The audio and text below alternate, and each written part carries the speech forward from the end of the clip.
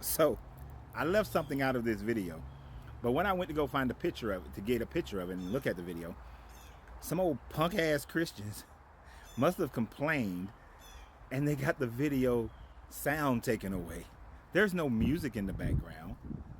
So it must have gotten taken away because some old punk Christians who whine when anybody talks about their little religion.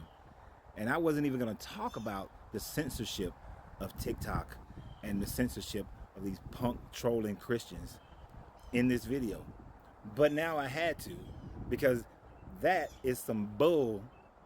And this just shows that, follow me on Facebook, Deconstructing Christianity. Follow me on YouTube for Deconstructing Christianity, because TikTok is a censoring punk.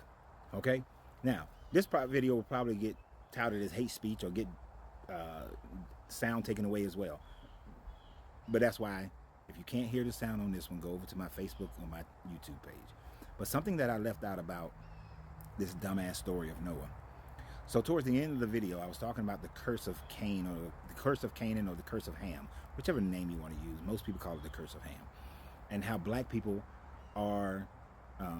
were part of the curse of Ham because Ham's children, and from Ham's child Canaan, is supposedly the progenitor of Mizrahim and the progenitor of all the people in Africa, and that's why the African slave trade happened. Whether we're talking about the trans-Saharan slave trade or we're talking about the transatlantic slave trade, because both Muslims and Christians and Jews read this book.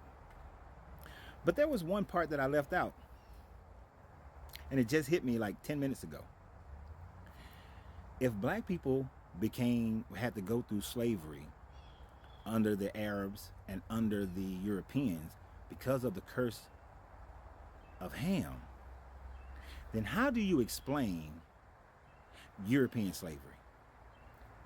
Now, many people may not realize this because the impact of European slavery has dissipated to the degree where there is no impact of European slavery in America, but that impact is still somewhat in like the British Isles. The reason why I say this is because when you look at the treatment of the Scottish and the Irish compared to the English and the way that they treated them, there is still a financial and social impact on the Irish people in Ireland and the Scottish people in Scotland based on the slavery that they endured during the English occupation.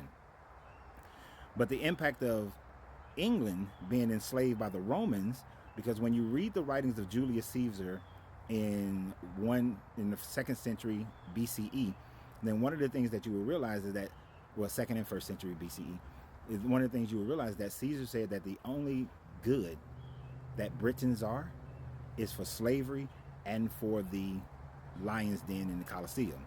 That Caesar enslaved the British people. So how do you explain them being enslaved when they are supposedly, according to Bible believers, the children that descended from Japheth? A curse wasn't put on Japheth. The children of Canaan did not become the people of what's that place up there? England. They don't become that. So how do you explain their enslavement? How do you explain the enslavement of the Slavic people? Supposedly they came from Japheth as well. How do you explain their enslavement? How do you explain the enslavement of the Chinese people to the Japanese people? How do you explain the slavery of the different tribes in China during the War of Six States, between the Hans and the Mongols and all the other different tribes that existed in Asia, and those who conquered for a while enslaved the other, then the others conquered and enslaved the ones that enslaved them? How do you explain those times of slavery? How do you explain the enslavement of the Wayuda people in Africa to the Dahomey people in Africa? Yes, the Dahomey, as great of a history that they have, were enslavers of other tribes to which they were at war with. They enslaved the entire kingdom of Wayuda and sold a majority of them to the Portuguese and the Dutch. How do you explain the African tribes enslaving other African tribes? How do you explain the Aztecs and the Mayans and the Incas enslaving other American tribes? How do you explain all of that slavery if they are supposed to be from these 3 different people? you see, you can't. You cannot explain all other slaveries that happened all over the world throughout time since this story has been written, simply because your book is falsified history. It is not the history of the world. It is the made up history of a group of people who decided to call themselves Israelites or Hebrews, and this is them creating a story for themselves and trying to explain why certain things happen. As a matter of fact, isn't it interesting that the Canaanites, at no point in time in history does archaeology demonstrate that the Canaanites were ever enslaved by the Israelites, by the children of Shem, by the children of Japheth. They never became slaves of those people. So how do you explain that? If anything, Moses supposedly is from the tribe of Shem, and the Egyptians are supposedly the tribe from Canaan, from Ham to Canaan to Mizraim. According to your story,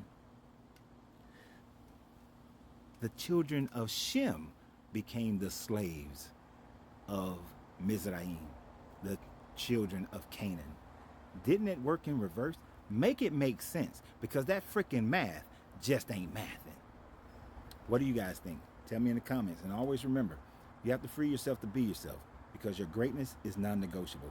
Good journey, good vibrations.